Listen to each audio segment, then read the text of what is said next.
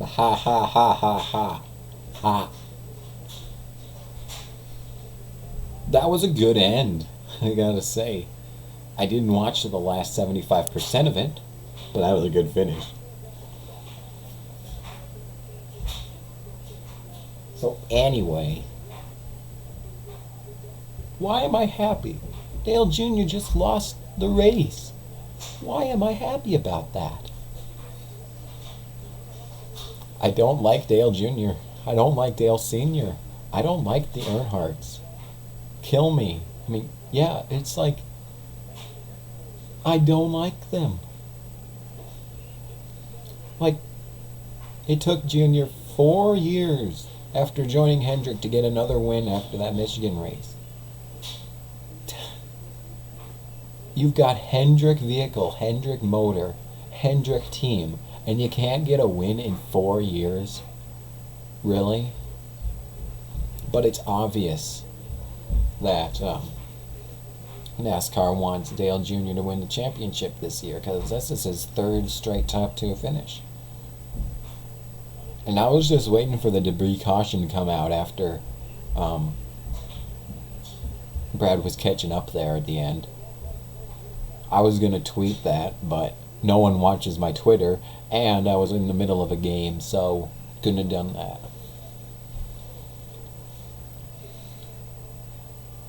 I'll have a separate video as to why I don't like the Earnhardts.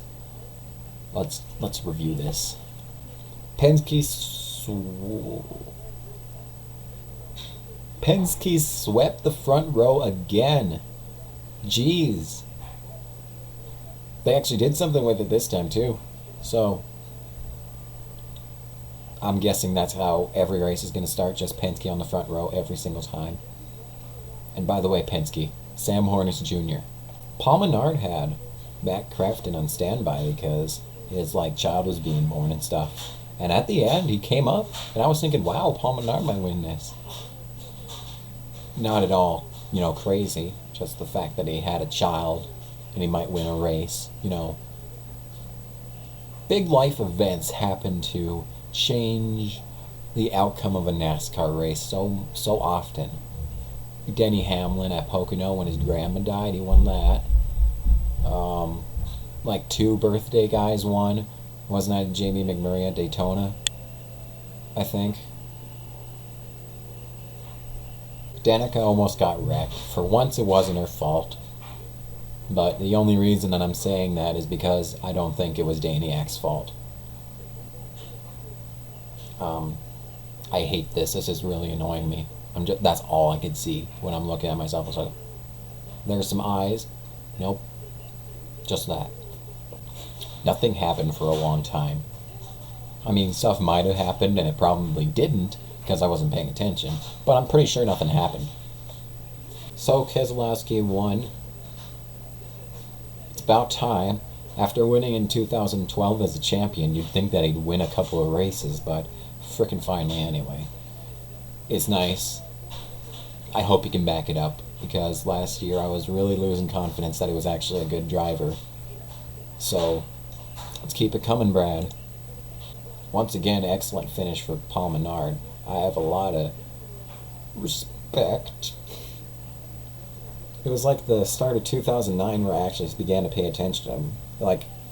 Got some really good finishes for the first 5 races and then kind of dropped off the radar, unfortunately. But yeah. Martin Truex Jr. in 14th. Considering how bad he's been doing lately, this is his best finish. Well, it's only 3 races in, but it's still his best finish. It was looking like he was going to get a top 10 there for a while. What happened? Stupidity happened. Especially that one restart where it was in 3rd. He should have gotten that, but of course not. I love this. 16th, 17th, and 19th. Austin Dillon, 16th. Blah, blah, blah. Who cares? Jeff Burton, 17th. Jeff Burton, he didn't even race the first 2 times. I'm sure he's done a lot of testing at the track. He should have been well prepared. He should have won this race with all the time that he spent on the track. But he's still above Kyle Larson. Not such a coveted rookie anymore, huh? Larson's out of it. Unless another rookie gets a really big break, like wins at Talladega or at Daytona, and gets into like the chase or something, it's Austin for the taking. It's his to lose. He probably will lose many times, but still get the thingamajig because that's how it always works. Stenhouse is in 27. He was looking like he was going to have a good day at the start. Nope. Oh, that's great. Tony Stewart. I'm worried about Tony Stewart. Is he ever going to do anything with his life again? That's my question. Kudos to Michael Annett for being the top finishing rookie that actually matters. 29th. Should be, the lower boundary for where these rookies should be finishing, considering who they're up against, like Kurt Busch, who finished 26th. Back to the bottom for Kurt Bushy. Bet you wish you didn't lose that Roush Racing contract now, huh? Cole Witt, 36th. That's horrible. Still one of the higher finishing rookies, however. Not saying much. It took people that were 12 laps, 26 laps, 54, 97 laps down. Hey, everyone finished this race. It's pretty ridiculous, actually. I was really hoping that the rookies would show their muscles, at some point, besides restrictor plate tracks. I hope next week at Bristol brings us more entertainment. Phoenix and Las Vegas were just so boring. Nothing happened. No one was being competitive. No one was being aggressive except for Kyle Busch occasionally.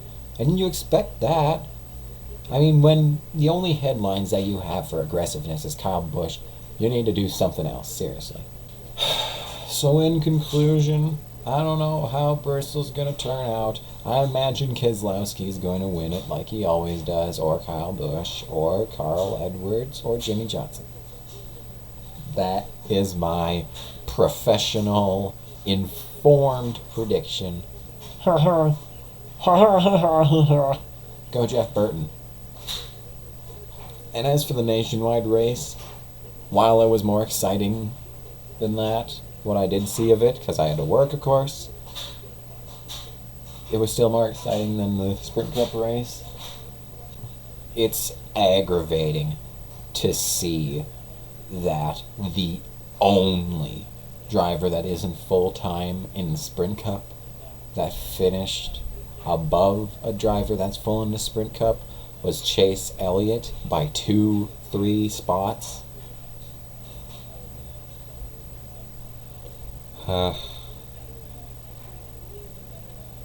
Get the Sprint Cup drivers out of there. I'll have another separate video for that too. Boy, lots of NASCAR videos coming. Yeah, that's a good thing, isn't it? Yee.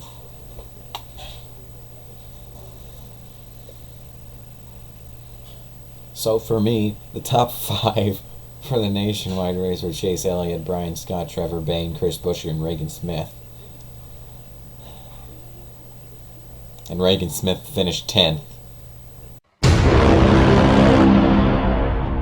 He didn't really do much in the race, so I don't care, but next week. That's what everyone says. Next week. It never changes. It's always next week. And then nothing happens that week. And it's the next week after that. Man, I sure hope something happens at some point, because I'm getting sick of waiting. Bye.